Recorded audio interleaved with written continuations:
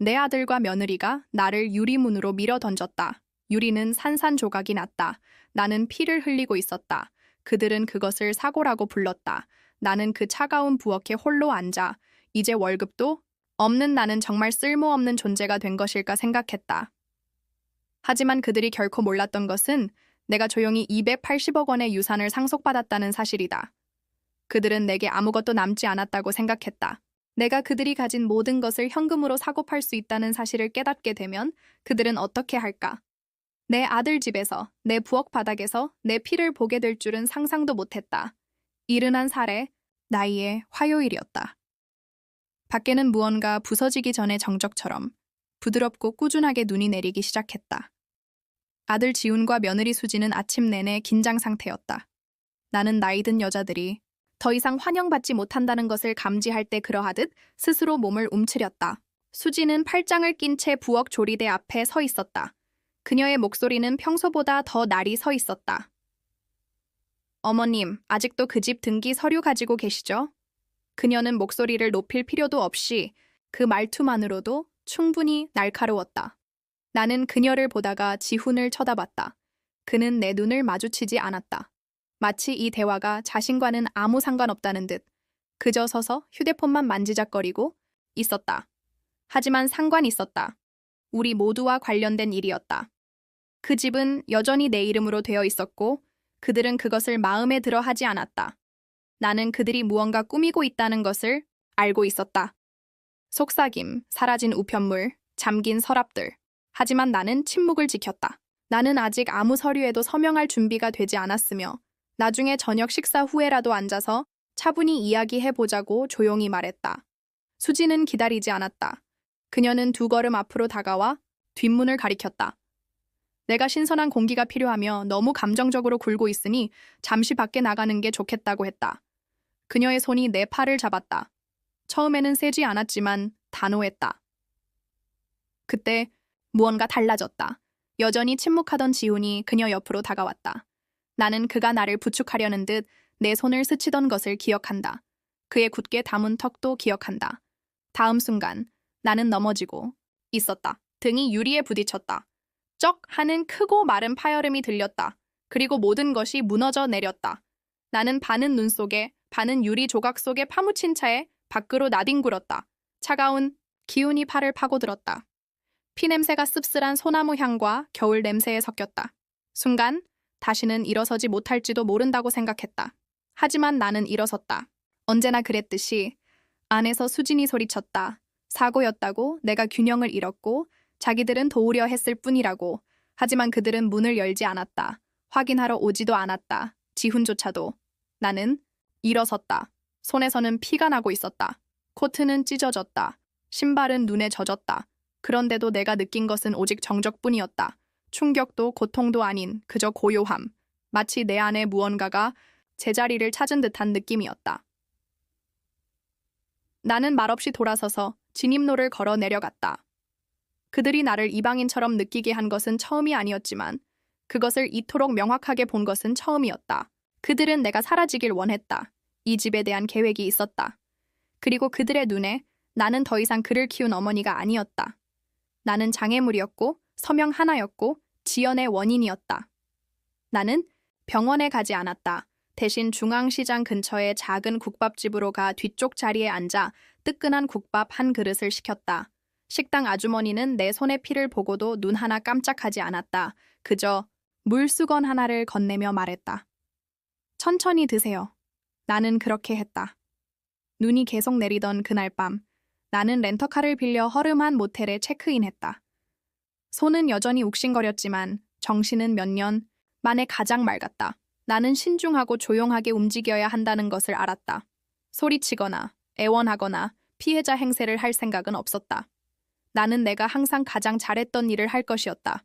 관찰하고, 생각하고, 움직이는 것. 그들은 내가 약하다고 생각했다. 내가 끝났다고 생각했다. 하지만 그들은 애초에 이 삶을 누가 만들었는지 잊었다. 그들이 굶주리지 않도록 그들의 대학 학자금, 대출을 갚아주고 그들의 주택담보대출에 공동 서명을 해준 사람이 누구인지 잊었다. 그들은 잊었지만 나는 아니었다. 만약 당신이 여전히 듣고 있다면 여기에 함께 해주어 고맙다. 어떤 이야기는 미소나 축하로 시작되지 않는다. 어떤 이야기는 깨진 유리와 그 뒤에 오는 침묵으로 시작된다. 하지만 스스로 선택한 침묵은 강력할 수 있으며 나의 침묵은 이제 막 시작되고 있었다. 당신이라면 떠났을까 아니면 머물렀을까? 조용히 당신의 마음속으로 대답해 보라. 왜냐하면 다음 부분부터 모든 것이 변하기 시작했으니까. 나는 그 모텔에서 사흘밤을 묵었다. 시트가 늘 차갑고 천장 선풍기가 낡은 시계처럼 째깍거리는 소리를 내는 그런 곳이었다. 하지만 조용했고 아무도 질문하지 않았다. 나는 안락함보다 조용함이 더 필요했다. 유리문 사건. 다음 날 아침 나는 일찍 일어났다. 손은 약간 부었지만 상처를 소독하고 다시 붕대를 감았다. 나는 목록을 만들었다. 딱 4가지. 간단하고 측정 가능하며 내가 통제할 수 있는 것들. 목록의 맨 위에는 한 단어가 있었다. 증거. 나는 항상 내 직감을 믿었다. 수십 년간 회의실과 조정실에서 사람들을 읽고 차분한 목소리와 적절한 단어 선택만으로 갈등을 해결해왔다. 하지만 이것은 일이 아니었다. 이것은 내 삶이었고 내 아들이었고 내 집이었다. 경계는 시간이 지나면서 서서히 흐려졌고 마침내 내가 가족과 함께 사는 건지 아니면 내가 떠나기만을 기다리는 사람들 사이에서 사는 건지 분간할 수 없게 되었다. 몇 달 전 수진이 아이들을 친정에 데려가고 나 혼자 집에 있던 조용한 오후가 떠올랐다. 그때 나는 작은 카메라를 설치했었다. 대단한 것은 아니었고 그냥 만약을 위한 예비용이었다. 책장 구석에 작은 도자기 부엉이로 위장해 놓았다. 아무에게도 말하지 않았다. 그것을 사용하게 될 줄은 꿈에도 몰랐다. 하지만 그 문 앞에서 그 순간을 겪은 후 나는 알았다. 나는 그것을 설치하는 데 도움을 주었던 친구에게 전화했다. 병원 네트워크에서 함께 일했던 옛 동료 최윤아였다. 그녀는 감사 및 기술보안 부서에서 일했고 칼날처럼 날카로우면서도 불필요한 질문은 절대 하지 않았다. 몇 시간 만에 그녀는 영상을 복구하여 내 개인 클라우드로 보내주었다. 나는 딱 한 번, 오직 한 번만 그 영상을 보았다. 지훈의 손, 수진의 목소리, 각도, 내 몸이 유리에 부딪히는 소리, 날카로운 파열음, 그리고 침묵. 이제 부인할 수 없었다. 이것은 단순히 감정이 상한 문제가 아니었다. 오해도 아니었다. 그것은 폭행이었고 그들은 침묵과 거짓된 염려로 그것을 덮으려 했다. 27년 전에 내가 대출금을 모두 갚은 이 집을 탐내면서 다음 날 나는 변호사에게 전화했다. 그녀의 이름은 강지영이었고 50대의 여성이었으며 목소리는 자갈과 강철이 섞인 듯 걸걸하고 강단이 있었다. 그녀는 드라마를 원하지 않았다. 그녀는 증거 서류를 요구했다. 나는 모든 것을 주었다. 그녀가 노인 학대 및 재산 강요에 대한 소송 초안을 작성하기 시작하는 동안 나는 내 계획의 나머지 부분을 실행해 옮기기 시작했다. 나는 조용히 은행에 가서 일을 신속하게 처리할 만큼의 돈을 인출했지만 의심을 살 만큼 큰 금액은 아니었다. 내 자금 대부분은 손대지 않은 채, 지방채, 개인 부동산 신탁, 그리고 옛 고객이 남긴 신탁 기금에 연결된 별도의 계좌에 묶여 있었다. 총 280억 원. 오랜 세월이 걸렸지만 그것은 내 것이었다.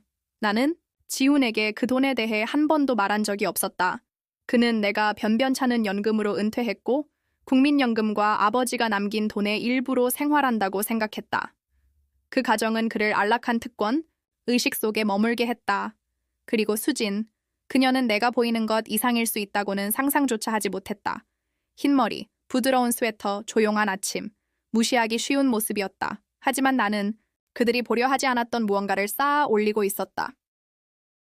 나는 시내의 다른 이름으로 단기 임대 아파트를 구했다. 월세 계약이었고 화려하지도 시끄럽지도 않았다. 전망은 필요 없었다. 생각할 공간이 필요했다. 내가 조리대 위에 가장 먼저 놓은 것은 서류 폴더였다. 그 안에는 영상, 집 등기부등본, 사본, 내 유언장, 그리고 강 변호사가 작성한 고소장 초안이 들어있었다. 그리고 나는 앉아서 숨을 깊게 들이쉬었다. 몇 년 만에 처음으로 나는 모든 것을 느끼도록 스스로를 내버려 두었다. 배신감, 굴욕감, 내가 모든 것을 바친 바로 그 사람들에게 쓸모없는 존재로 여겨진다는 깊은 아픔. 하지만 그 아픔 밑에서 다른 무언가가 피어나기 시작했다. 조용한 결의, 벌주기, 위해서가 아니라 파괴하기 위해서가 아니라 되찾기 위해서. 서류상에 내 이름뿐만 아니라 내 집뿐만 아니라 나의 공간, 나의 존엄성, 세상 속 나의 자리를. 그리고 나는 이것이 단지 시작일 뿐이라는 것을 알았다. 나는 그날 아침 해가 뜨기 전에 잠에서 깼다. 불안해서가 아니라 명료함 때문이었다. 새로 얻은 아파트의 고요함에는 이상한 안도감이 있었다. 난방기 소리, 근처 도로에서 들려오는 희미한 차 소리, 부엌 바닥을 걷는 내 슬리퍼의 공허한 소리. 나는 차를 끓이기 위해 물을 올리고 전날 밤 조리대 위에 놓아두었던 폴더 앞에 섰다. 평범한 검은색 폴더였지만 그 안에 담긴 것들은 무게가 있었다. 안에는 3개의 문서가 있었다. 첫 번째는 집 등기부 등본 사본이었다. 내 이름은 여전히 그곳에 대낮처럼 선명하게 적혀 있었다. 공동 소유도 양도 서명도 없었다. 나는 몇 년 동안 어떤 서류에도 서명하는 것을 미뤄왔다. 항상 내 마음속 깊은 곳에서 기다려라고 말하는 작은 끌림을 느꼈기 때문이다. 그 끌림이 나를 구했다. 두 번째는 내 금융자산 명세서였다. 자랑하기 위해서가 아니라 사실을 위해서 대부분의 돈은 수십 년에 걸쳐 3개 주에 걸친 장기 요양시설, 병원 시스템, 웰니스 센터에 대한 조용한 투자를 통해 들어왔다. 옛 고객들은 유언이나 신탁 혹은 순수한 감사의 표시로 내게 자산의 일부를 남겼다. 나는 돈을 많이 쓰지 않았다. 그럴 필요가 없었다. 나는 충분히 가졌다. 세 번째는 보안 카메라 영상이었다. 표지에는 정지 화면이 인쇄되어 있었다. 내 얼굴, 허공에 든 내 손, 추락 직전의 순간. 나는 부드럽게 폴더를 닫았다. 오늘 나는 강 변호사와 함께 정식 서류 절차를 시작할 것이었다. 하지만 그 전에 마지막으로 한번 뒤를 돌아볼 필요가 있었다. 나는 핸드백에서 낡은 노트를 꺼냈다. 녹색 천 표지에 모서리가 부드럽게 다른 그런 노트였다. 나는 몇 년 동안 그곳에 여러 가지를 적어두었다. 대화, 날짜, 무언가 잘못되어 가고 있다고 느끼기 시작했을 때의 메모들. 전체 그림을 완성한 것은 큰 사건들이 아니었다. 그것은 작은 순간들이었다. 우편물이 부엌 식탁에 도착하기 전에 분류되고 있다는 것을 알아차렸을 때, 내가 항상 내던 공과금을 지훈이 직접 관리하겠다고 고집했을 때, 수진이 집을 누가 상속받을 것인지, 내가 유언장을 수정했는지에 대해 무심한 척 계산적으로 물었던 질문들, 그리고 다시는 보지 못한 서류들, 내 국민연금 명세서, 은행에서 온 봉투. 어느 날 내 의료보험 카드가 도착했는지 물었을 때 수진이 안전한 곳에 두었다며 손을 저었던 기억이 났다. 나는 그것을 끝내 찾지 못했다. 그 조용한 아파트의 부엌에 홀로 앉아 나는 내가 느꼈던 것이 편집증이 아니었음을 깨달았다. 그것은 준비였다. 그들은 내가 죽기를 기다린 것이 아니었다. 그들은 내가 조용히, 소란 없이, 질문 없이 사라지도록 준비하고 있었다. 나는 차를 길게 한 모금 마시고 창밖을 내다보았다. 눈이 다시 돌아와 잊힌 선반 위에 먼지처럼 지붕을 덮으며 가늘고 꾸준하게 내리고 있었다. 아침 식사 후 나는 허영심이 아니라 목적을 가지고 정성껏 옷을 입었다. 회색 바지, 검은색, 터틀넥, 양목 코트. 1984년 병원에서 첫 임원 계약서에 서명할 때 입었던 바로 그 코트였다. 그 코트는 웬만한 신입 파트너들보다 더 많은 회의실을 경험했다. 나는 정확히 오전 10시에 그 폴더를 들고 강 변호사의 사무실로 들어갔다. 짧은 머리에 딱딱 끊어지는 말투를 가진 그녀의 비서가 나를 법률 서적과 액자에 담긴 표창장으로 가득 찬 책장이 있는 방으로 안내했다. 강 변호사는 잡동사니도 사진도 없이 오직 펜과 노란색 법률 노트패드만 놓인 깨끗한 책상 뒤에 앉아 있었다. 그녀는 잡담을 하지 않았다. 그럴 필요가 없었다. 그녀는 폴더를 열고 각 페이지를 넘기며 고개를 끄덕였다. 내가 이미 알고 있던 사실을 그녀가 확인하는 데는 30분도 차에 걸리지 않았다. 내게는 승소 가능성이 있었다. 폭행뿐만 아니라 금융조작, 강요, 그리고 부양 의무가 있는 노인에 대한 고의적 방임까지. 강원되는 노인 학대에 대한 명확한 법률이 있었고, 강 변호사는 이전에도 이와 같은 사건에서 판사들과 일해 본 경험이 있었다. 조용히, 언론 없이, 하지만 단호하게. 나는 그녀에게 모든 것을 비공개로 해달라고 요청했다. 아직 공개적인 소송 제기는 원치 않았다. 나는 헤드라인을 원하지 않았다. 나는 해결을 원했다. 그녀는 동의했다. 우리는 느리지만 신중하게 움직일 것이었다. 정오까지 나는 예비 진술서에 서명했다. 오후 3시까지 영상사본은 두 곳에 안전하게 보관되었다. 그리고 해가 질 무렵 나는 아파트로 돌아와 창가 의자에 다시 앉았다. 이제 폴더는 더 얇아졌지만 그 영향력은 더 무거워졌다. 고소장이 접수되기까지는 몇 주, 어쩌면 법정 기일까지는 더 오래 걸릴지도 모른다. 하지만 움직임은 시작되었다. 그리고 일단 이런 일이 굴러가기 시작하면 되돌릴 수 없다. 그날 밤 나는 잠을 많이 자지 못했다. 이전에는 아프지 않던 곳들이 욱신거렸다. 손은 부상으로 인해 여전히 약간의 떨림이 있었지만 더 이상 작거나 잊히거나 보이지 않는 존재처럼 느껴지지 않았다. 내가 키운 사람들은 더 이상 나를 제대로 보지 않는다는 것을 알았다. 그들은 내가 상징한다고 생각하는 것을 보았다. 장애물, 부담, 지연하지만 그들은 모든 것을 알지 못했다. 자금이 이미 별도의 지주, 회사로 옮겨졌다는 것을, 추가 통지가 있을 때까지 모든 상속인을 제외하도록 신탁이 업데이트되었다는 것을, 집의 소유권이 여전히 내 이름으로 되어 있을 뿐만 아니라 이제 취소 가능한 신탁에 의해 법적으로 보호받고 있다는 것을, 그리고 무엇보다도 그들이 지우려 했던 그 여자가 이미 그들 없이 다음 장을 썼다는 것을, 그들이 무언가 사라졌다는 것을 알아차리기까지는 몇 주가 걸릴 것이다. 하지만 내가 남긴 침묵은 시간이 지남에 따라 점점 더 커질 것이다. 강 변호사 사무실을 떠난 지 사흘 후 오전 8시가 조금 넘어 조용한 전화를 받았다. 그녀의 목소리는 차분하고 고요했다. 서류가 접수되었다. 고소장이 공식적으로 법원 시스템에 입력되었다. 그녀는 처음에는 극적인 일을 기대하지 말라고 말했다. 이런 일들은 시간이 걸리지만 시작되었다고. 나는 전화로 많은 말을 하지 않았다. 그저 부드럽게 감사하다고만 했다. 그리고 전화를 끊고 내 작은 부엌 한가운데 서서 침묵이 말보다 더 크게 울리도록 내버려 두었다. 같은 날 오후 나는 시내 변두리에 있는 한 우체국으로 차를 몰았다. 미리 봉인된 봉투를 건넸다.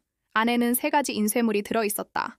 고소장 사본, 모든 주택 관련 서류의 반환을 요청하는 변호사 서신, 그리고 즉시 효력이 발생하는 접촉 제한 통지서. 봉투에 적힌 주소는 지훈과 수진의 집이었다. 나는 머뭇거리지 않았다. 뒤돌아보지도 않았다. 내가 아파트로 돌아왔을 때 눈은 다시 내리기 시작했다. 이번에는 더 거세게. 모든 것을 짓누르고 세상을 더 조용하게 만드는, 마치 천천히 압력을 쌓는 냄비 뚜껑 같은 눈이었다. 나는 창가에 앉아 노트를 폈다. 오래된 기록들을 다시 넘겨보면서 나는 너무 사소해서 중요하지 않다고 생각하며 적어두었던 것들이 이제는 하나의 패턴, 하나의 전략처럼 읽히는 것을 보았다. 수진이 한 번은 실수로 내 의료비 명세서에 서명한 적이 있었다. 그게 4개월 전이었다. 지훈이 나를 위해 온라인으로 재산세 정보를 업데이트해주겠다고 제안했었다. 그게 지난 겨울이었다. 그들은 나를 새로운 휴대폰 요금제에 가입시키려 했고 돈을 절약할 수 있을 거라고 말했다. 대신 나는 2주 동안 은행 앱에 접속할 수 없었다. 모든 것이 미묘했고 모든 것이 계산적이었다. 나는 그날 새로운 목록을 만들었다. 내가 잃은 것이 아니라 내가 여전히 완전히 통제하고 있는 것들에 대한 목록이었다. 등기부등본, 신탁, 영상, 법, 그리고 무엇보다도 가장 중요한 나 자신. 다음 날 아침, 강 변호사가 이메일로 사건 업데이트를 보내왔다. 법원에서 예비 검토 기일을 지정했다. 공개적인 것도 체포도 아니었다. 하지만 일이 예상대로 진행된다면 영상은 직접 증거로 사용될 것이고 임시 접근 금지 명령이 내려질 수 있었다.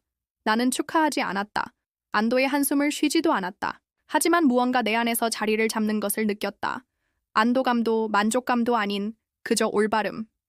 그 주에 나는 박상철 씨도 만났다. 그는 몇 년 전 내 옛 고객 중 한 명의 은퇴 포트폴리오를 재구성할 때 함께 일했던 자산 설계사였다. 그는 신뢰할 수 있고 신중했으며 내가 10년 넘게 병원 직함을 달고 있지 않았음에도 불구하고 항상 나를 그렇게 대해주었다. 나는 그에게 내 자산의 대부분을 새로운 재단으로 옮길 서류를 준비해달라고 말했다. 60세 이상 여성, 특히 과부, 특히 가족에게 모든 것을 바쳤지만 더 이상 필요 없어지자 버림받은 여성들을 위한 직업 재교육과 웰니스 자원을 지원하는 비영리 신탁이었다. 박상철 씨는 눈 하나 깜짝하지 않았다. 그는 똑똑한 질문을 하고 일정표를 제시했으며 무엇이 가능하고 무엇을 미루는 것이 현명한지 알려주었다. 나는 그의 사무실을 초안이 담긴 바인더와 조용한 단계들로 가득 찬 달력을 들고 나섰다. 밖의 거리는 미끄러웠다. 보행자들은 조심스럽게 움직였다. 나는 평소보다 천천히 걸었다. 피곤해서가 아니라 그럴 여유가 있었기 때문이다. 이제 몇 년 만에 처음으로 나는 무언가를 증명하기 위해 서두르지 않았다. 그날 밤 나는 오래된 사진 앨범을 뒤적였다. 감상에 젖어서가 아니라 진실을 보기 위해서. 내가 잊었던 순간들, 진실했던 미소들, 온기가 연기처럼 느껴지지 않았던 명절들을 보고 싶었다. 한 장의 사진이 눈에 띄었다. 12살에. 지훈이가 병원 잔디밭에서 내 옆에 앉아 내가 도시락에 싸준 샌드위치를 먹고 있는 사진. 머리는 헝클어져 있고 팔은 내 어깨에 둘러져 있었다. 그때 그는 잔인하지 않았다. 그는 그저 감정이 너무 많고 그것을 처리할 공간이 부족한 소년이었을 뿐이다. 나는 그 사진을 오랫동안 들고 있었다. 정당화하기 위해서가 아니라 우리가 어디에서 왔는지 기억하기 위해서. 그래야 우리가 어디에 도착했는지 완전히 이해할 수 있을 테니까. 며칠 후 수진에게서 음성 메시지가 왔다. 그녀의 목소리는 긴장되어 있었고 사무적이었다. 변호사 서신을 받았으며 그 비난에 놀랐다고 했다. 이 문제를 개인적으로 해결할 수 있기를 바란다고. 사과도 후회도 없이 그저 통제하려는 의도뿐이었다. 그녀는 내 코트 주머니에 아직 박혀있는 유리 조각보다 서류상의 흔적을 더 걱정하는 듯했다. 나는 답장하지 않았다. 강 변호사가 앞으로 모든 연락을 처리할 것이었다. 나는 논쟁하지 않을 것이다. 설명하지 않을 것이다. 대신 나는 준비했다. 모든 서류를 복사해서 3곳에 나누어 보관했다. 자금의 첫 번째 일부를 이전하기 위해 박상철 씨와 두 번째 약속을 잡았다. 새 재킷을 샀다. 회색 양모 두껍고 추운 날과 긴 산책을 위해 만들어진 것. 소매에 핏자국이 묻은 낡은 재킷은 접어서 봉인된 봉투에 넣었다. 입기 위해서가 아니라 이전과 이후에 경계를 보존하기 위해서. 그리고 나는 산책을 나갔다. 바람은 날카로웠지만 나는 움찔하지 않았다. 내 몸은 불편함에 적응했다. 하지만 내 마음은 어느 때보다 맑았다. 그들은 나를 유리문으로 밀면 내가 부서질 것이라고 생각했다. 그들이 깨닫지 못한 것은 어떤 유리는 깨끗하게 부서지지만 그 반대편에 서 있는 여자는 더 날카로워질 수 있다는 것이었다. 쓰라린 것이 아니라 그저 정밀하게. 그리고 이제 나에게는 정밀함과 서류와 인내와 법이 있었다. 주가 지나면서 아파트는 점점 더 조용해졌다. 눈은 창턱에 쌓여 바깥 소음을 삼켰다. 매일 아침 나는 같은 리듬으로 잠에서 깼다. 먼저 차, 그 다음 서류, 그 다음 산책. 그것은 슬픔에 빠지지 않고 정신을 바짝 차리게 해주는 일종의 조용한 의식이 되었다.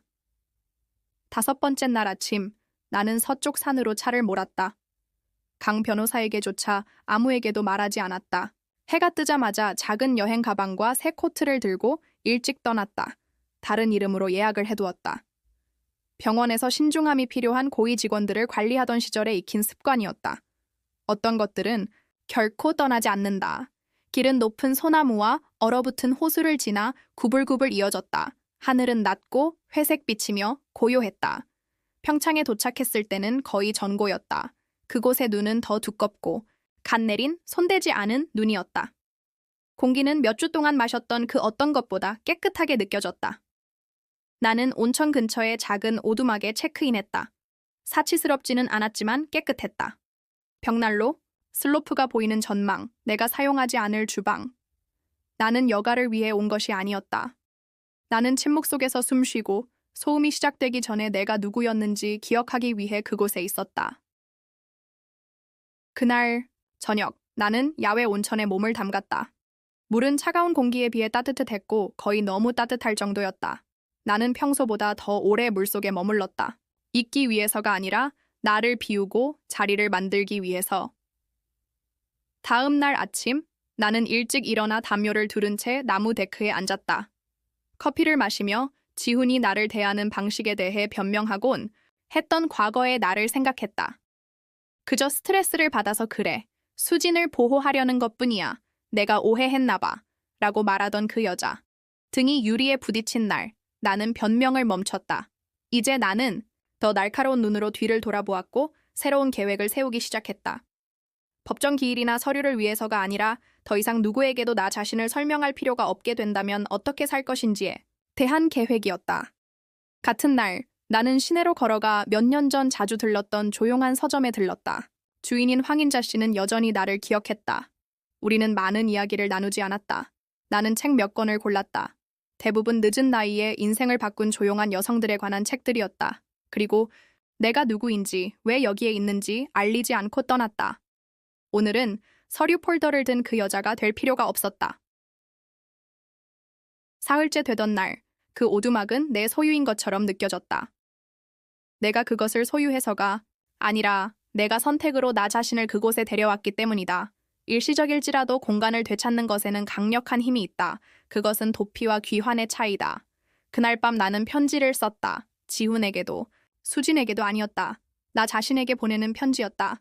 가족들이 잊어서 생일을 혼자 보냈던 40대의 나에게, 그들의 첫 집을 사도록 도와주었지만 집들이에 초대받지 못했던 50대의 나에게, 그들이 최소 상환액을 낼 수 없었을 때 조용히 신용카드 빚을 갚아주었던 60대의 나에게.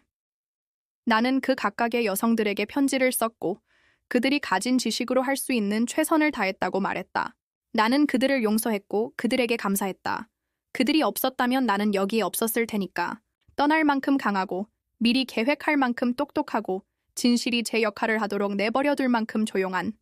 그날 밤 눈은 거칠어졌다. 바람이 창문을 향해 울부짖으며 유리를 덜컹거렸고 벽이 얼마나 연약할 수 있는지를 상기시켰다. 하지만 벽난로는 계속 불타올랐고 지붕은 튼튼했다. 나는 불안하지 않았다. 나는 깨어 있었다. 다음 날 아침, 나는 일찍 체크아웃했다. 돌아오는 길은 미끄럽고 가팔랐지만 서두르지 않았다. 내 굽이길에서 나는 다음에 올 일에 대해 생각했다. 강 변호사가 다음 소송 서류를 준비하고 있을 것이라는 것을 알았다. 수지는 아마도 매력이나 분노의 어떤 버전으로 대응하려 할 것이라는 것도 알았다. 지우는 늘 그랬듯이 조용해졌다가 수동적으로 변했다가 원망하게 될 것이라는 것도 알았다. 하지만 나는 그 집으로 돌아가지 않을 것이다. 그 옛날의 나 자신으로도 돌아가지 않을 것이다. 대신 나는 새로 등록한 내 재단이 있는 건물로 곧장 차를 몰았다. 서류 작업은 이틀 전에 마무리되었다. 박상철 씨에게조차 아무에게도 말하지 않았다. 그것은 나의 개인적인 시작이었다. 나는 접수원에게 다가가 신분증을 건넸고 그녀가 재단의 이름을 올려다보며 말했을 때 미소를 지었다. 나는 소리내어 듣고 싶어서 그녀에게 다시 한번 말해달라고 부탁했다. 여원재단. 60세 이상의 여성들이 조용히 강력하게 자신의 방식대로 재건할 수 있는 곳. 그녀가 환영 안내 책자를 건넸다. 나는 그녀에게 감사 인사를 하고 나를 위해 예약된 작은 사무실로 걸어 들어가 책상 뒤 의자에 앉았다. 의식도 박수도 없었다. 하지만 내 안에서는 무언가 변하는 것을 느꼈다. 무언가 진짜인 것이. 지훈은 언젠가 내가 너무 예민해서 모든 것을 너무 개인적으로 받아들인다고 말했다. 이제 나는 의도적으로 모든 것을 개인적으로 받아들였다. 고통 때문이 아니라 명료함 때문에. 왜냐하면 때로는 눈이 그치고 나면 길이 사라진 것이 아니라 잠시 덮여 있었을 뿐이라는 것을 깨닫게 되기 때문이다. 그리고 이제 나는 그 길을 혼자 걷고 있었다. 내가 수진을 다시 본 것은 법정이나 전화 통화가 아니었다. 부동산 쇼케이스 현장이었다. 그렇게 계획한 것은 아니었지만 삶의 박자를 통제하려는 시도를 멈추면 삶은 이상한 리듬을 갖게 된다. 그녀가 일하는 회사는 춘천 외곽에 새로 리모델링한 주택 투어를 주최하고 있었다. 그 집들 중 하나 개방형 들보와 북유럽풍 인테리어를 갖춘 미니멀한 다운베드룸 주택은 한 사모투자그룹의 자금 지원을 받았다. 수진이 몰랐던 것은 그 그룹이 최근 조용히 신중하게 새로운 경영진을 맞이했다는 사실이다. 그 경영진은 바로 나였다. 나는 10분 일찍 도착했다. 짙은 선글라스와 긴 코트를 입고. 숨을 필요는 없었지만 주목의 중심이 되고 싶지도 않았다. 나는 다른 손님처럼 집을 둘러보며 수입 타일, 바닥 난방, 태양광 패널 환급금에 대해 설명하는 수진의 세련된 목소리를 들었다. 그녀는 똑같아 보였다. 완벽한 머리, 단호한 목소리, 무언가를 팔 때 항상 사용하던 그 지나치게 상냥한 말투. 나는 그녀가 자신보다 어린 부부에게 업그레이드된 주방에 대해 손짓하는 것을 지켜보았다. 그녀는 눈까지는 웃지 않는 미소를 지었다. 그녀가 돌아섰을 때 그녀의 시선이 나에게 닿았다. 나는 그녀의 표정이 아주 잠깐 흔들리는 것을 보았다. 그리고는 평정을 되찾았다. 그녀는 나를 아는 척해야 할지 말아야 할지 확신하지 못했다. 나는 그녀에게 기회를 주지 않았다. 대신 나는 안방으로 걸어 들어가 창틀을 손가락으로 쓸었다. 공기 중에는 삼나무와 레몬 오일 냄새가 났다. 모든 것이 연출되어 있었다. 살아있는 느낌이 전혀 없었다. 마치 그들의 결혼 생활처럼. 그녀의 비서인 박채린이 나를 따라왔다. 그녀는 젊고 똑똑했다. 몇 년 전 가족 모임에서 그녀가 아직 수진의 팀에 새로 들어왔을 때 한 번 본 적이 있었다. 이제 그녀는 맞춤 정장을 입고 클립보드를 들고 있었다. 그녀는 내 뒤에서 헛기침을 하고는 필요 이상으로 거만한 톤으로 이곳은 비공개 쇼케이스라고 말했다. 나는 천천히 돌아서서 그녀의 눈을 똑바로 쳐다보았다. 목소리를 높일 필요는 없었다. 나는 그저 투자회사의 이름이 적힌 명함을 건넸다. 내 이름은 전략적 파트너 아래에 기재되어 있었다. 그녀의 눈이 그것을 훑어보더니 커졌다. 그녀는 수진에게 확인해보겠다며 무언가 더듬거렸다. 나는 천천히 하라고 말했다. 나는 선룸에 있을 테니. 10분 후 수진이 들어왔다. 그녀는 나에게 인사하지 않았다. 왜 여기에 있는지 묻지도 않았다. 그녀는 그저 체린의 손에 들린 명함을 보고 다시 나를 쳐다볼 뿐이었다. 나는 그녀의 평온함 아래 깔린 공황을 보았다. 나는 그녀에게 최신 후원 명세서를 검토했는지 물었다. 그녀는 대답하지 않았다. 나는 이미 답을 알고 있었다. 그녀가 일하는 회사는 그 특정 리모델링을 위해 익명의 후원자 그룹으로부터 브리지론을 받았다. 내가 그 펀드의 경영을 맡게 되면서 나는 권력을 위해서가 아니라 입지를 다지기 위해 익명의 파트너가 되었다. 수지는 뻣뻣하게 서서 눈으로 계산하고 있었다. 나는 그녀의 머릿속에서 톱니바퀴가 돌아가는 소리를 거의 들을 수 있었다. 그녀는 이것이 우연이 아니라는 것을 알았다. 이것이 계획된 일이라는 것을 알았다. 나는 그녀에게 간단히 말했다. 모든 것에는 서류상의 흔적이 남고 뒤에 남겨진 모든 것은 결국 집으로 돌아오게 되어 있다고. 그리고 나는 떠났다. 대답을 기다리지 않았다. 대립은 필요 없었다. 그것이 요점이 아니었다. 요점은 그녀가 잘못된 여자를 과소평가했다는 것을 상기시키는 것이었다.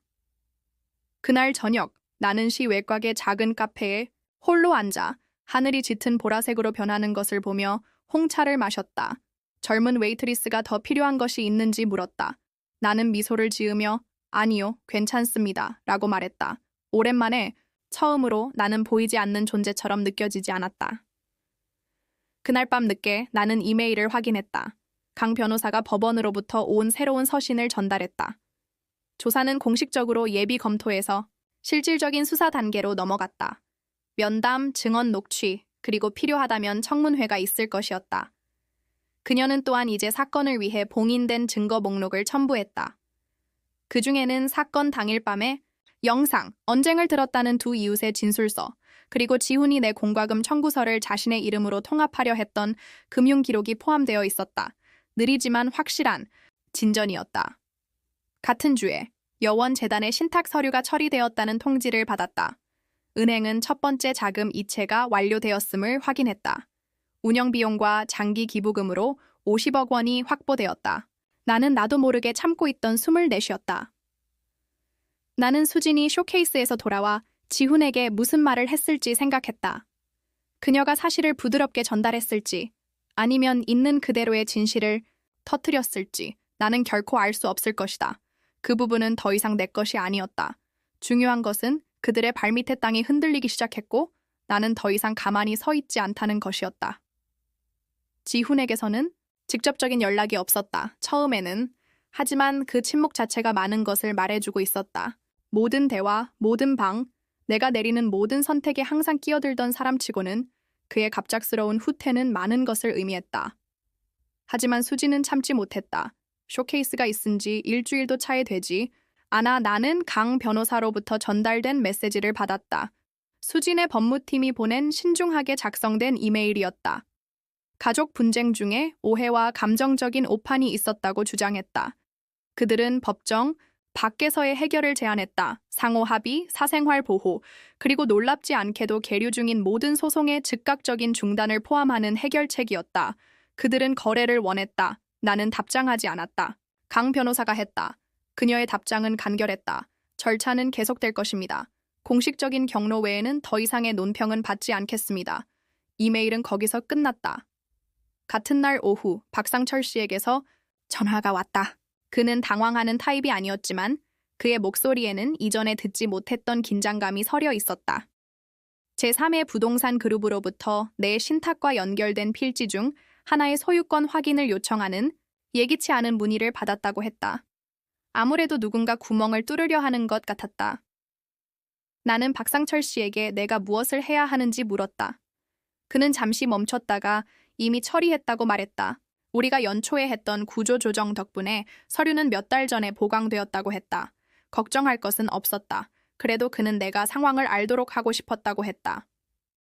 전화를 끊은 후 나는 거실에 앉아 천천히 흩날리는 눈을 바라보았다. 놀라지 않았다. 반발을 예상했지만 이것은 다른 것이었다. 이것은 전략으로 위장한 필사적인 몸부림이었다. 그날 저녁, 나는 지훈이 예전에 나와 수진이 사업을 시작할 때 공동 서명을 해달라고 부탁했던 부동산 목록을 다시 검토했다. 그때 나는 정중하게 거절했었다. 그가 그것을 마치 어머니로서의 의무인 것처럼 말했던 방식에 무언가 꺼림칙함을 느꼈기 때문이다. 그때는 왜 그랬는지 몰랐다. 그저 잘못되었다고 느꼈을 뿐이다. 이제 와서는 직감이 나를 보호해 주었다는 생각이 들었다. 조용하고 완고한 직감. 다음 날 아침 강 변호사가 또 다른 업데이트를 보냈다. 예비 증거 조사 단계가 끝나가고 있었다. 법원은 다음 단계를 승인했다. 사전 심리 기일이 잡힐 것이고 그와 함께 양측의 증거가 공개될 것이었다. 그것은 영상이 더 이상 개인 클라우드에 저장된 조용한 파일이 아니라 기록의 문제가 될 것임을 의미했다. 나는 그날 오후 지역 수목권을 걸었다. 길은 반쯤 얼어 있었고 벤치는 차가웠지만 다른 모든 것이 멈춰선 것처럼 보일 때 앞으로 나아가는 것에는 무언가 위안이 있었다. 걸으면서 나는 그 집에서 보냈던 마지막 크리스마스를 생각했다. 수지는 출장 뷔페를 주문했다. 지우는 나에게 거의 말을 걸지 않았다. 손주들은 내가 정성껏 고르고 포장한 선물에는 관심 없이 태블릿에만 붙어 있었다. 나는 크리스마스 트리에 유리 장식을 걸면서 은색 표면에 비친 내 왜곡된 모습을 보았던 것을 기억한다. 그때는 그것이 그 식탁에 앉는 마지막 시간이 될 줄은 몰랐다. 하지만 이제 와서는 몰랐던 것이 다행이라는 생각이 들었다. 알았다면 죄책감 때문에 너무 오래 머물렀을지도 모르니까. 그리고 죄책감은 계속 피 흘릴 이유가 되지 못했다. 그 주 후반 법원은 공식 통지서를 발부했다. 심리는 2주 후에 열릴 예정이었다. 극적이지는 않을 것이었다. TV에 나오는 드라마도 꽉 찬 방청석도 없이 그저 판사, 몇 명의 변호사, 그리고 서류뿐일 것이었다. 그래도 그것은 진실이 소리내어 말해지는 시작이 될 것이었다. 한편 나는 계속 움직였다. 재단의 첫 자문단과 만났다. 주의 여러 지역에서 온 여성들이었다. 어떤 이는 배우자를 잃었고 어떤 이는 집을 잃었지만 그들 모두에게는 한 가지 공통점이 있었다. 그들은 간과되어 왔다. 나는 그들이 자신의 아이디어를 나누는 것을 들으면서 무언가를 깨달았다. 그 집에서 견뎌온 모든 침묵, 내 목소리가 억눌리거나 무시당했던 모든 시간에도 불구하고 나는 결코 그것을 잃지 않았었다. 나는 그저 잘못된 사람들에게 말하고 있었을 뿐이다. 회의가 끝난 후 한 여성이 내게 다가왔다. 그녀의 이름은 이영희였다. 그녀는 부드러운 눈을 가졌지만 목소리에는 무게가 있었다. 그녀는 내가 듣는 방식을 보았다고 말했다. 대답하기 위해서가 아니라 공간을 열어주고 다른 사람의 진실을 위한 자리를 만들어주기 위해 듣는 방식이라고. 그것은 오랜만에 누군가에게 들은 가장 친절한 말이었다. 그날 밤 나는 다시 폴더를 꺼냈다. 처음부터 보관해왔던 것, 내 의료 기록, 재무 기록, 신탁 사본, 그리고 영상이 담긴 외장 하드 드라이브가 들어있는 폴더. 나는 그것을 지난주에 아파트에 설치한 새로운 내화 금고에 넣었다. 그것은 더 이상 단순한 보호수단이 아니었다. 그것은 준비였다. 지훈과 수진이 통제하려 했던 집은 더 이상 그들의 것이 아니었다. 은행은 심사 중인 대출 한도를 동결했다. 주택담보대출에는 경고 표시가 붙었다. 모든 것이 그들의 발밑에서 흔들리기 시작했다. 그리고 그들은 내가 얼마나 고요해졌는지 전혀 몰랐다. 왜냐하면 나는 배웠기 때문이다. 고요함은 약함이 아니라고. 그것은 의도를 가지고 기다리는 것이라고. 그리고 나는 기다림을 끝냈다. 조용한 목요일 아침, 강 변호사에게서 온 전화로 시작되었다. 그녀의 말투가 변해 있었다. 날카롭지는 않았지만 이전에 듣지 못했던 무게가 실려 있었다. 그 집, 나의 옛집이 공식적으로 수사 대상에 올랐다. 영상은 법원과 노인 학대를 다루는 특별부서 양쪽에서 검토되었다. 그들은 그것을 심각하게 받아들이고 있었다. 이제 공식적인 현장 방문이 있을 것이라고 그녀는 말했다. 경찰관들이 파견될 것이었다. 더 많은 증거를 수집하기 위해서뿐만 아니라 그곳을 직접 걷고 사건이 일어난 장소를 보고 실제 물리적 맥락에서 현장을 관찰하기 위해서 그날 아침 법원에 가장 먼저 전화한 것은 수진이었다고 한다. 명백히 당황했고 허를 찔린 듯했다. 나는 만족감을 느끼지 않았다. 안도감조차도. 그저 얼어붙은 연못 표면에 첫 균열이 퍼지는 것을 지켜보는 듯한 고요함 뿐이었다. 나는 자세한 내용을 묻지 않았다. 강 변호사가 모든 것을 처리할 것이라고 했다. 내가 지금 해야 할 일은 평정심을 유지하는 것이었다. 접촉 금지, 갑작스러운 움직임 금지, 절차는 의도한 대로 작동하고 있었다. 그날 오후 나는 작은 식탁에 앉아 찻잔에 부드러운 가장자리에 손가락을 올려놓았다. 밖에 눈은 약간 녹기 시작했고 몇 주간의 추위 끝에 드물게 햇살이 비쳤다.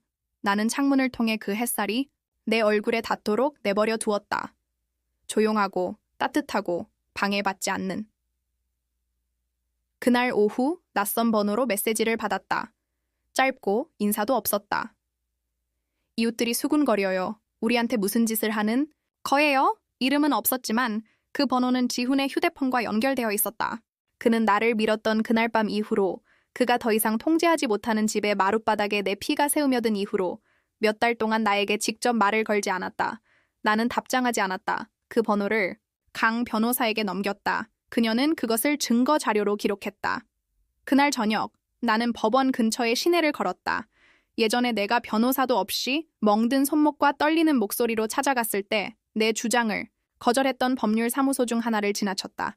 그들은 상담조차 제안하지 않고 정중한 고개 끄덕임과 상담 전화번호만 알려주었었다. 이제 나는 씁쓸함 없이 그곳을 지나쳤다. 내게는 이제 강 변호사가 있었다. 두꺼운 책 크기의 파일이 있었다. 공식적인 주목을 받고 있었다. 집에 와서 나는 다시 한번 시간표를 검토했다. 잊어버려서가 아니라 진실이 형태를 갖추는 데 얼마나 오랜 시간이 걸렸는지 기억할 필요가 있었기 때문이다. 추락, 침묵, 병원, 질문들, 결코 오지 않은 사과, 강 변호사에게 보낸 첫 이메일, 영상 전송, 조용한 소송 제기, 첫 번째, 서신, 반발, 쇼케이스, 선룸에서의 순간, 박상철 씨의 전화, 신탁 설립, 심리 일정 확정, 그리고 이제 현장 방문. 그 어떤 것도 하룻밤 사이에 일어나지 않았지만 함께 모여 부인할 수 없는 무언가를 만들어냈다. 다음 날 아침 경찰관들이 그 집을 방문했다는 소식을 들었다. 그들은 이웃들과 이야기를 나누었다. 그들 중 한 명인 두 집 건너 사는 김씨 아주머니는 진술서를 제출했다. 그녀는 그날 밤 내가 찢어진 코트를 입고 소매에 피를 묻힌 채 떠나는 것을 보았다고 했다. 이전에는 동네를 시끄럽게 만들까봐, 추한 일에 휘말릴까봐 두려워서 아무 말도 하지 못했다고 했다. 하지만 영상이 그것을 바꾸었다. 그것은 더 이상 의견의 문제가 아니었다. 그것은 사실이었다.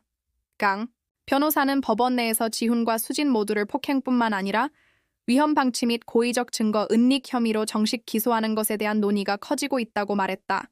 그들은 그것이 사고였다고 주장하기에는 너무 오래 기다렸다. 그들은 그것을 덮기 위해 너무 많은 일을 했다. 그 주말 나는 다시 재단 사무실을 방문했다. 이제 벽에는 새로운 간판이 걸려 있었다. 부드러운 아이보리색 명판에 은색 양각 글씨로 이름이 새겨져 있었다. 여원재단. 젊은 여성이 문에서 나를 맞이했다. 그녀는 겨우 23살이었고 간호학 학위를 따면서 인턴으로 일하고 있었다. 그녀는 밝게 미소 지으며 나를 안내해주겠다고 제안했다. 내가 누구인지 모르는 채 나는 혼자 걷는 것을 선호한다고 말했다. 그녀는 존중하며 고개를 끄덕였다. 나는 작은 공간을 천천히 방마다 둘러보았다. 책꽂이의 책들, 시골 도서관과 노인정에 배달될 준비가 된 물품 상자들, 너무 오랫동안 조용히 살아온 여성들이 쓴 웰니스 워크숍 지원 신청서 뭉치를 보았다. 나는 회의실에 머물며 테이블 가장자리를 손으로 쓸어보고 잠시 앉아 창밖을 내다보았다. 한 사람의 삶은 서류상으로는 평범해 보일 수 있지만 그것을 형성하는 결정들은 종종 조용히 예고 없이 축하받지 못한 채 찾아온다. 피고인이 아니라 증인으로 법정에 앉는 것처럼, 아들의 이름이 법률적인 톤으로 불리는 것을 듣는 것처럼, 내가 목소리를 높이지는 않았지만 진실을 일으켜 세웠다는 것을 아는 것처럼. 해가 나무 뒤로 기울어질 때쯤 나는 건물을 나섰다. 집으로 운전해 가는 길에 강 변호사가 다시 전화를 걸었다. 이번에는 새로운 소식이었다. 군청 서기가 수진의 변호사로부터 봉인된 서류를 받았다고 했다. 조기 중재 요청, 자발적이고 비공개적인 정식 기소를 피하려는 마지막 시도였다. 그것은 단 한 가지를 의미했다. 그들은 무엇이 오고 있는지 알고 있었고 두려워하고 있었다. 나는 길게 차를 세우고 창문을 내렸다. 차가운 공기가 얼굴을 쏘았다. 나는 승리감을 느끼지 않았다. 나는 깨어 있었고 살아 있었고 부서지지 않았다. 법정 기일은 시끄럽지 않았다. 번쩍이는 카메라 플래시도 꽉 찬 방청석도 없었다. 그저 군청 건물 2층의 작은 법정이었고 창문은 이미 오래전에 잎을 다 잃은 회색 나무들을 마주보고 있었다. 심리실은 차가웠고 낡은 카펫과 서류 냄새가 희미하게 났다. 나는 10분 일찍 도착했다. 남색 바지, 어두운 스웨터, 그리고 돌아가신 남편의 시계를 차고 있었다. 그것이 나에게 위안을 주어서가 아니라 내가 다른 사람들을 위해 모든 것을 지탱하며 보냈던 세월을 상기시켜 주었기 때문이다. 오늘은 기억에 관한 날이 아니었다. 소유권에 관한 날이었다. 강 변호사는 이미 테이블에 앉아 있었다. 서류 가방은 열려 있었고 서류들은 마치 병사들처럼 줄지어 배열되어 있었다. 그녀의 차분한 존재감은 공기를 안정시켰다. 그녀는 말없이 내게 고개를 끄덕인 다음 다시 노트로 시선을 돌렸다. 통로 건너편에는 지훈이 변호사 옆에 뻣뻣하게 앉아 있었다. 그의 정장은 잘 맞지 않았다. 빌린 것일지도 몰랐다. 아니면 그가 되려고 애쓰는 남자의 것이 더 이상 아닐지도. 그의 눈은 나를 향해 깜빡이다가 즉시 테이블로 떨어졌다. 수지는 3분 후에 들어왔다. 그녀는 온통 검은색 옷을 입었고 결혼 반지조차 끼지 않았다. 그녀는 지훈 옆에 앉지 않았다. 그녀는 한 줄 뒤에 혼자 앉아 가슴에 팔짱을 단단히 끼고 있었다. 판사가 도착했다. 60대의 여성으로 강철 같은 회색 머리에 마른 나무가 꺾이는 듯한 목소리를 가졌다. 그녀는 누구도 오래 쳐다보지 않고 그저 앞에 놓인 파일을 읽고 개정을 선언하고 시작했다. 서기가 혐의를 낭독하는 것으로 시작되었다. 먼저 경범죄인 노인 학대, 그 다음 신고 방해, 그 다음 감정적 조작을 통한 재산 강요 시도. 3가지 혐의, 각각이 우리 사이의 공간으로 울려 퍼지면서 긴 침묵이 뒤따랐다. 나는 지훈을 보지 않았다. 그럴 필요가 없었다. 그 다음은 증거 제시였다. 강 변호사는 정확하고 집중된 채로 서서 영상을 제시했다. 법대를 향해 큰 모니터가 방으로 굴러 들어왔다. 소리 없이 영상만. 나는 그것을 모텔방에서 혼자 딱 한 번 봤었다. 이제 다시 보았지만 나는 움찔하지 않았다. 내 눈은 내내 화면에 고정되어 있었다. 지훈의 팔이 화면을 가로질러 뻗어나왔다. 내 몸이 뒤로 비틀거렸다. 유리가 산산조각 났다. 나는 시야에서 사라졌다. 침묵. 그리고 영상은 끝났다. 법정에는 숨 막히는 소리 없이 그저 정적만이 흘렀다. 판사조차도 몇 초간 미동도 없이 앉아 있다가 무언가를 적고 다음 항목을 위해 신호했다. 그 다음은 진술이었다. 강 변호사는 짧게 말했다. 그녀는 극화하지 않았다. 그녀는 오직 사실에 대해서만 말했다. 나의 부상, 신고 지연, 협박 시도, 사건. 몇 주 전 지훈이 시도했던 자산 이전 기록, 패턴. 그녀는 그것을 미묘하지만 명확하다고 불렀다. 지훈의 변호사는 회피, 스트레스, 의사소통 부재, 맥락에서 벗어난 가족 다툼, 의도치, 아는 상해의 순간으로 대응했다. 그는 오해로 인해 너무 멀리 내몰린 아들의 그림을 그렸다. 그 다음 수진에게 진술하고 싶은지 물었다. 그녀의 변호사가 몸을 기울였다. 그녀는 고개를 저었다. 말이 없었다. 그녀의 침묵은 그녀가 내게 했던 그 어떤 말보다도 가장 큰 소리였다. 판사는 오래 심의하지 않았다. 그녀는 전체 형량을 선고하지 않았다. 이것은 단지 증거 심리일 뿐이었다. 하지만 그녀는 이 사건이 전체 심리로 진행될 것이라고 판결했다. 증거가 추가 조치를 보증하며 내가 요청한 보호 명령이 연장될 것이라고. 지훈은 어떤 형태로든 나와 접촉하지 말라는 명령을 받았다. 수진도 마찬가지였다. 금융 접근은 동결되었고 공동 계좌는 감사에 들어갔다. 조사는 확대될 것이었다. 의사봉이 내려왔을 때 나는 숨을 내쉬지 않았다. 나는 그저 일어서서 강 변호사에게 고개를 끄덕이고 뒤돌아보지 않고 방을 나섰다. 밖에서는 바람이 거세졌다. 나무십들이 마른 속삭임처럼 보도를 긁었다. 나는 천천히, 신중하게 걸었다. 모든 발걸음이 노력의 대가처럼 느껴졌다. 근처 카페에서 나는 작은 블랙커피를 주문하고 구석 테이블에 앉았다. 아무도 나를 알아보지 못했다. 그럴 필요도 없었다. 나는 노트를 펴고 오늘 날짜줄을 그었다. 그리고 페이지를 넘겨 한 문장을 썼다. 나는 부서지지 않았다. 그날 저녁 집에 돌아왔을 때 편지 한 통이 나를 기다리고 있었다. 이메일도 전화도 아닌 손으로 쓴 편지였다. 지훈에게서 온 것이었다. 봉투는 평범했다. 글씨는 고르지 않았다. 마치 그가 쓰는 동안 손이 떨렸던 것처럼. 그는 미안하다고 말했다. 압박감에 시달렸다고 말했다. 자신도 모르게 그랬다고 말했다. 일이 이렇게까지 될 줄은 몰랐다고 말했다. 그가 예전에 어땠는지 기억해달라고 부탁했다. 나는 한 번 읽고 다시 한 번 읽었다. 그리고 그것을 접어서 거의 열지 않는 서랍에 넣었다. 씁쓸해서가 아니라 용서는 연기가 아니라 과정이기 때문이다. 그날 밤 나는 불을 끈 채 창가에 앉았다. 울지 않았다. 웃지도 않았다. 나는 그저 조용히 앉아 밤이 그 무게를 지탱하도록 내버려 두었다. 그들이 빼앗으려 했던 집은 내 이름으로 복원되었다. 등기부등본은 수정되었고 유언장은 업데이트되었다. 내 재단은 비영리 지위를 얻었다. 2주 후에 첫 공식 이사회가 예정되어 있었다. 내가 변화를 도울 삶들이 있었다. 복수심 때문이 아니라 내가 할 수 있었기 때문이다. 그리고 그것이 힘이었다. 소리치는 종류가 아니라 쌓아 올리는 종류의 힘. 나는 새 아파트의 손님용 침대 가장자리에 앉아 있었다. 편지는 여전히 방 건너편 서랍에 넣어둔 채였다. 그날 밤 이후로 다시 만지지 않았다. 하지만 그것에 대해 생각해 보았다. 그가 쓴 단어가 아니라 그가 말하지 않은 것들, 그가 이해하지 못하는 것처럼 보였던 것들.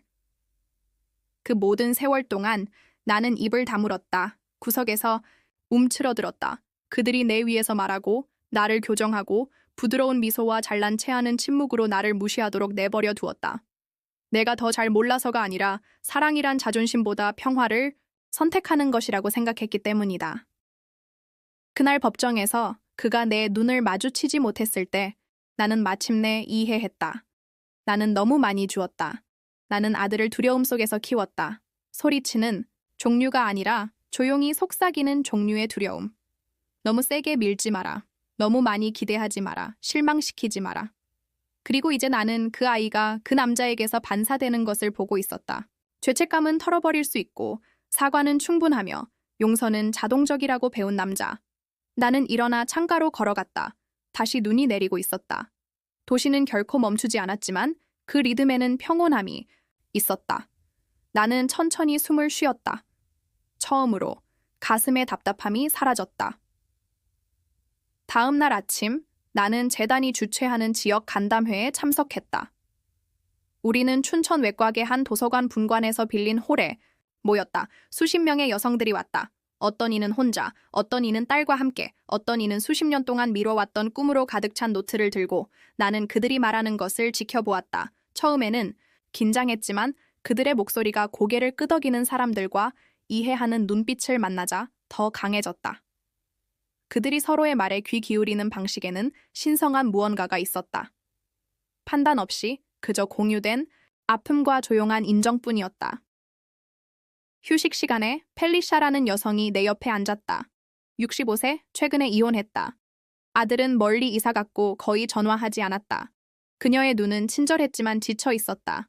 그녀는 보이지 않는 존재가 되는 것이 단지 나이 드는 것의 일부이고 그것이 정상이라고 생각했었다고 말했다. 이제는 그렇게 확신하지 못한다고. 나는 나도 한때 침묵을 힘이라고 착각했었고 아무것도 요구하지 않는 것이 일종의 미덕이라고 생각했었다고 말했다. 그녀는 부드럽게 웃으며 말했다. 그렇다면 아마도 우리가 힘이 무엇처럼 보이는지 다시 쓸 때가 된 것 같네요. 그날 저녁 차로 걸어가면서 나는 모퉁이 근처의 작은 서점을 지나쳤다. 창문에는 다음 주 토요일 지역 작가 낭독회라는 표지판이 있었다.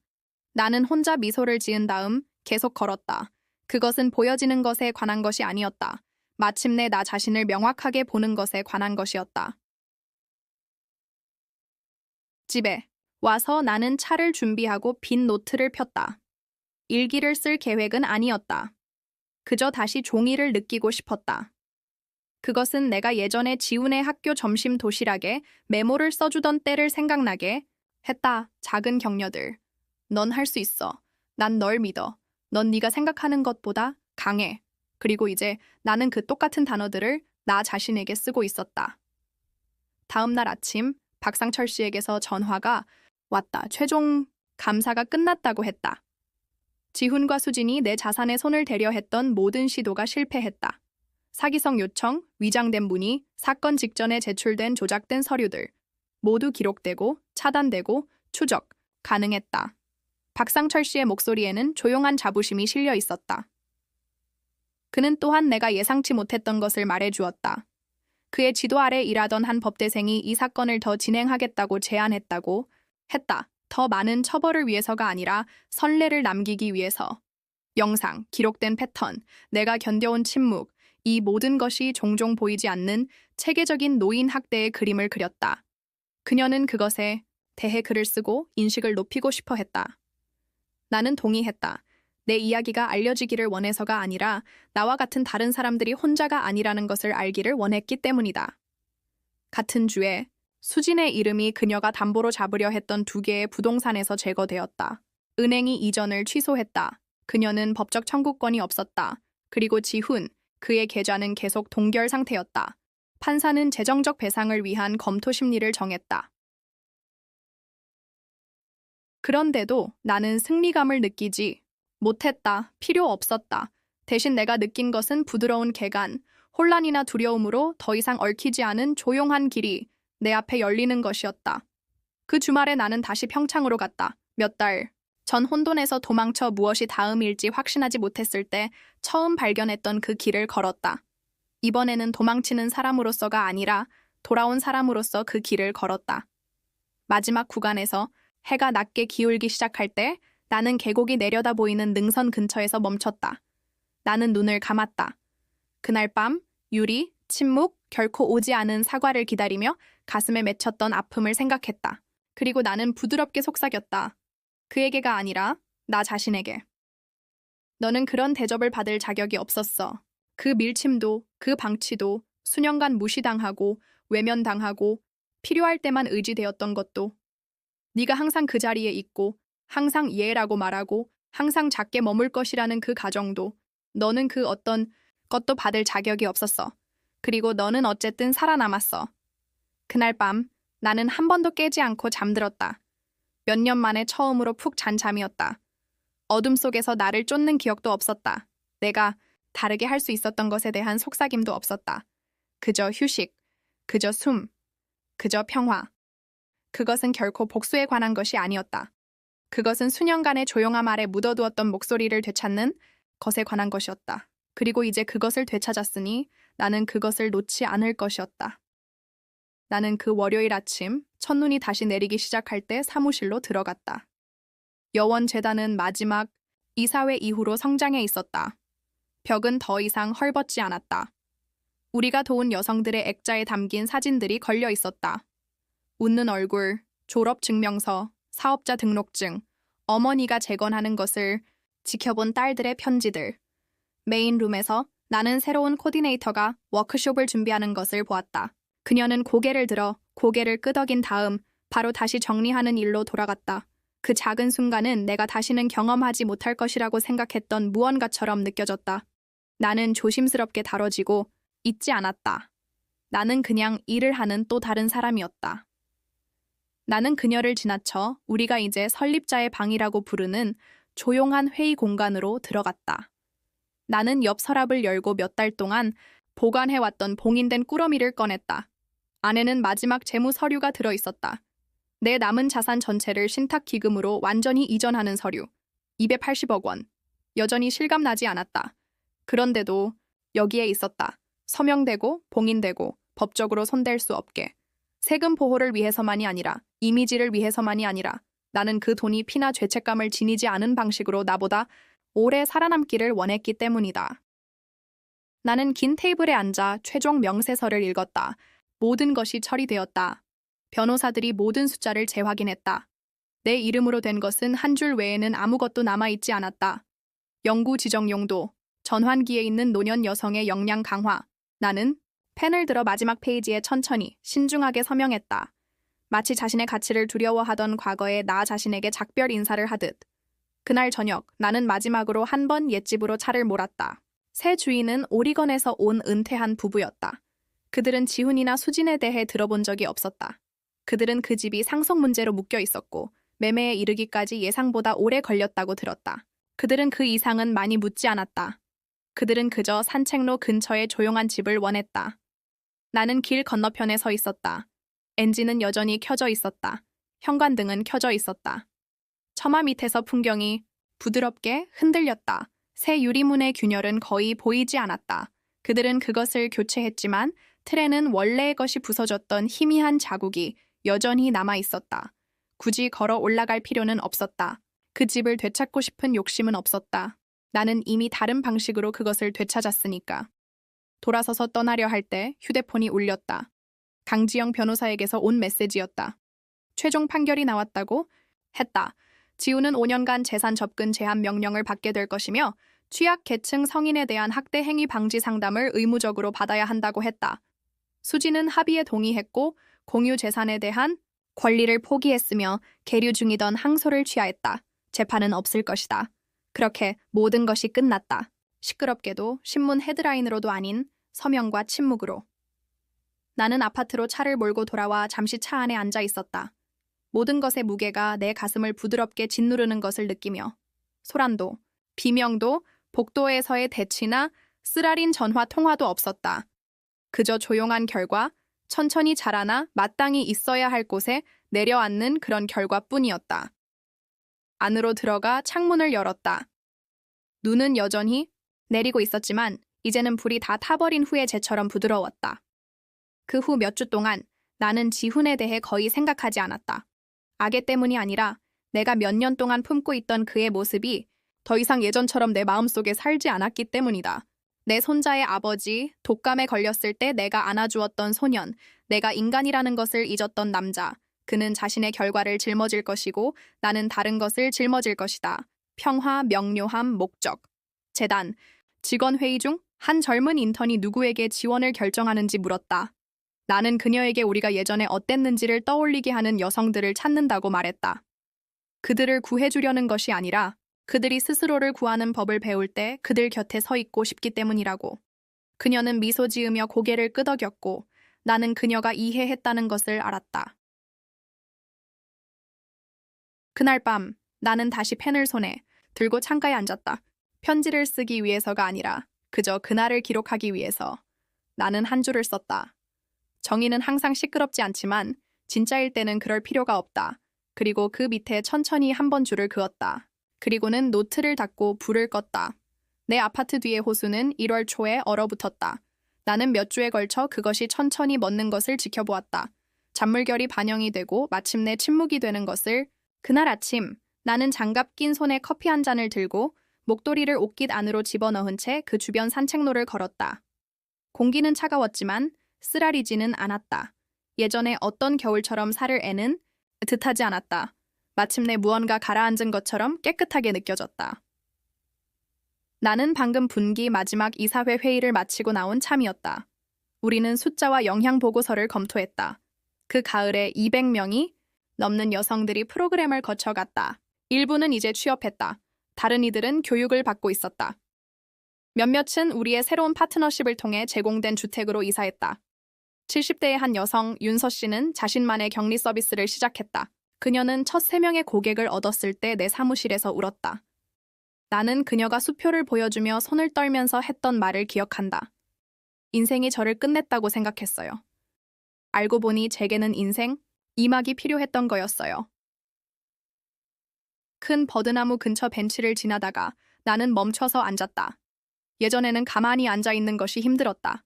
나는 항상 무언가를 증명해야 한다고, 내가 유용하고, 필요하고, 흔들리지 않는다는 것을 보여줘야 한다고 느꼈다.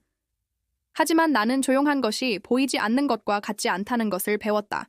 그리고 강한 것이 침묵하는 것을 의미하지 않는다는 것도. 주머니에서 휴대폰이 울렸다.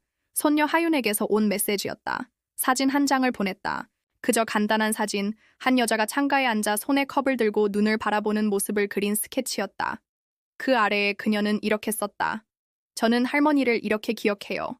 나는 답장하지 않았다. 아직은. 내 마음은 여전히 너무 가득 차 있었다. 슬픔이 아니라 더 무겁고 부드러운 무언가로. 아마도 용서. 지훈에 대한 것도 수진에 대한 것도 아닌 나 자신에 대한 용서. 내 가치가 불평 없이 얼마나 견디느냐에 달려 있다고 생각했던 그 모든 세월에 대한. 나는 한 걸음 한 걸음 눈이 밟히는 소리를 느끼며 천천히 돌아왔다.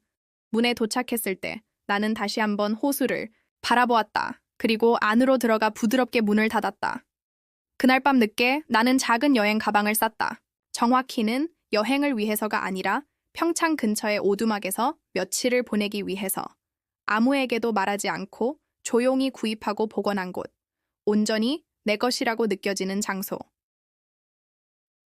떠나기 전에 나는 복도 거울을 마지막으로 한번 쳐다보았다. 내 모습은 예전처럼 나를 놀라게 하지 않았다.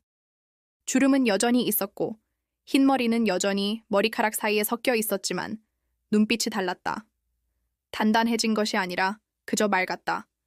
나는 오직 나 자신만이 들을 수 있도록 무언가를 속삭였다. 잘 버텨왔어. 그리고 나는 진심으로 그렇게 말했다. 왜냐하면 나는 그랬으니까. 의심을 뚫고 배신을 뚫고 침묵을 뚫고 어쩌면 내가 모든 것을 상상했는지도 모른다고. 어쩌면 내가 너무 과했거나 부족했는지도 모른다고 생각했던 그 긴 밤들을 뚫고. 하지만 나는 처음부터 충분했다. 나는 그저 내 땅 위에 스스로 서는 법을 다시 기억할 필요가 있었을 뿐이다.